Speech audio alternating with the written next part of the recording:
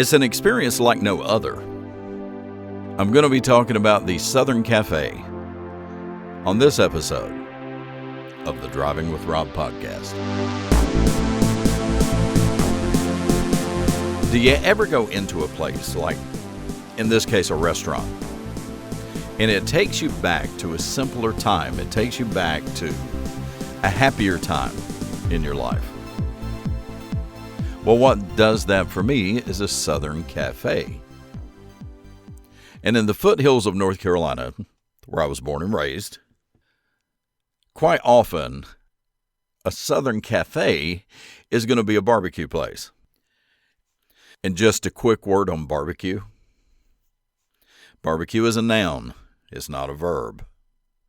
Specifically in North Carolina, it always means pulled pork barbecue. And most North Carolina towns have their own barbecue place. It's kind of like Cheers. It's a place where everybody knows your name. When you get in the mood for some barbecue, everybody who is born and raised in North Carolina immediately gets a vision or an idea of a particular place where they'd like to go. I'm in the mood for barbecue. Let's go to Barbecue King. And Barbecue King for us is our go-to barbecue place. And there are others that are around close that I like, Boss Hog Barbecue is really good barbecue. And I've been to other places in my travels, but there's a particular thing about barbecue that it's, if you weren't born and raised in North Carolina, you will never understand it. But if you were raised in North Carolina, I don't need to explain it. You know exactly what I mean. It's a particular taste, a particular smell, a particular feel of the whole barbecue place. But this episode isn't just about barbecue. It's about the Southern Cafe. And what I have found going to other places, to other little cafes, other little local cafes, is in the southeastern United States, every little place has their own vibe, But it's a universal vibe in the Southeast. It's a homey place. The waitresses are usually the daughters and nieces of the people who eat there. The food tastes like something your mama would have made. And I've seen places like this that are not necessarily barbecue places. It's just a little hometown cafe, but it's the little hometown cafe where the locals go. And I remember when the kids were little, we went up to Cherokee. And this was long before the casino. This was when you went to Cherokee to go see the little shops and to see the mountain streams. And if you wanted to go to the Oconaluftee village, you could go there. There were things to do in Cherokee. One day the wife says, "I'm hungry," and I know the kids are hungry because they haven't eaten either. She said, "Let's stop somewhere for lunch. But I don't want to go to a chain restaurant like a McDonald's or a Hardee's or a Burger King." She said, "I want to go to a local place. A place where the locals eat." Well, right outside of downtown Cherokee, there used to be a place called the SoCo Cafe. And one of the things that has become my rule of thumb, if you want to find some really good local food, really good home cooking, around lunchtime, look for the contractors. Look for the trucks with the toolboxes on the back and the ladders on top. Wherever they stop to eat, that's the best place in town to eat. So as we're coming out of downtown Cherokee, I saw the SoCo Cafe. Sure enough, there they sit. It was almost like a work truck dealership. Work vans and pickup trucks with the utility beds on them and stuff like that. Whole parking lot was full of them. I said, this must be the place. So we go in to the SoCo Cafe. Well, most of the patrons who were already sitting down eating were mostly Cherokees, mostly Indians, Native Americans. I said, yep, this is the place. And you got a burger that was made from fresh ground beef. It wasn't a frozen patty that was shipped down here from Chicago. They took actual ground beef, made their own patties.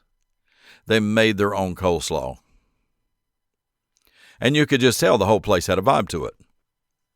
And that is the Southern Cafe.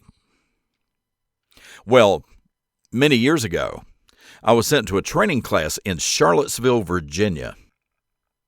And having been raised in North Carolina, I mentioned something to the other people in the class during a break. I would like to go someplace where they have sweet tea. Because I had already been to Chili's, Ruby Tuesday, all the chain places in town. And nobody had sweet tea. They looked at me like I was crazy when I asked for sweet tea. Well, we can bring you sugar. No, baby, it's different. You have to put the sugar in it while it's hot. Well, one of the guys said, there's a Woolworth walking distance from this training center, and they have a lunch counter, and I think they have sweet tea. I said, okay. I've been without sweet tea for several days. That's where I'm going. So I walked down to the Woolworth. In the back of the Woolworth, they had a lunch counter. As soon as I walked back there, the lady behind the counter said, hey, honey, what can I get you? There it is. Yep, I'm in the right place. They're going to have sweet tea. But I did ask, do you have sweet tea? Yes, sir, we sure do. All right, then. See, in what I consider a hometown cafe, you don't even have to ask if they have sweet tea. If you go into one of these cafes and you order tea, just assume that it's coming with sugar in it. Because at one of these Southern cafes, or a pulled pork barbecue place, a local pulled pork barbecue place, when you say tea, if you want unsweetened, you have to specify unsweetened because it's coming with ice and sugar. If you want it any other way, you better tell them. Your only option really is lemon or not. Do you want a lemon wedge on your glass, or do you not want a lemon wedge on your glass? Because it's coming with sugar and ice. But one of the things that I like, and one of the things that gives you that feel of a real, genuine Southern cafe, are the sounds. One of the things that lets you know you're in a real, genuine, local Southern cafe are the sounds. I mean, you get the smells because it's the lunch rush. Everything is being prepared right now as fast as they can make it because customers keep coming in for lunch. So you can smell the French fries cooking. You can smell the barbecue. You can smell the burgers. But it's the sounds. Because when you go to a nice restaurant, you don't really hear plates rattling or the silverware jangling because they're washing plates and silverware and getting it back out there as fast as they can. And in a lot of these places, it's going to be plastic forks and spoons. But you can hear the dishes rattling. And you can hear conversations all around you. Honey, I didn't know you worked here. How long you been working here? How's your mom and them? Missed you at church on Sunday. The kind of things that you would hear in a Southern cafe that you would never hear in any other part of the country. Old gray-haired men in their 80s referring to each other as boy. Two old 80-year-old men sitting at a table, and a third 80-year-old man comes walking in. He said, look at this boy here. Look at this boy coming here. Boy, I ain't seen you in a long time. 80-year-old men calling each other boy. And 30-something-year-old fathers with their little kids with them. Somebody they know will see them and walk over to them and said, "You been fishing lately?" "Yeah, we just went fishing this morning." "How'd you do?" Not how many did you catch. "How'd you do?" "We did all right. Caught a few little ones. We ended up throwing them back, but we had a good time." And you'll see people in these southern cafes, and these two people may be friends and have been friends for years. But if one is wearing a Duke t-shirt and the other one is wearing a Carolina t-shirt, they won't even sit at the same table. They won't even acknowledge each other. Heard one old boy say one time, "You need to get you an NC State t-shirt." He said, "I got one. I believe that's what stopped up my septic tank." And then they would just laugh.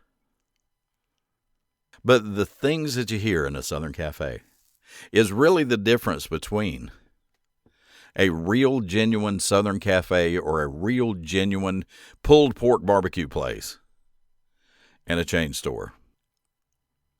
See, I like going into a place where they call me honey and sugar and baby. And I'm a 62-year-old man.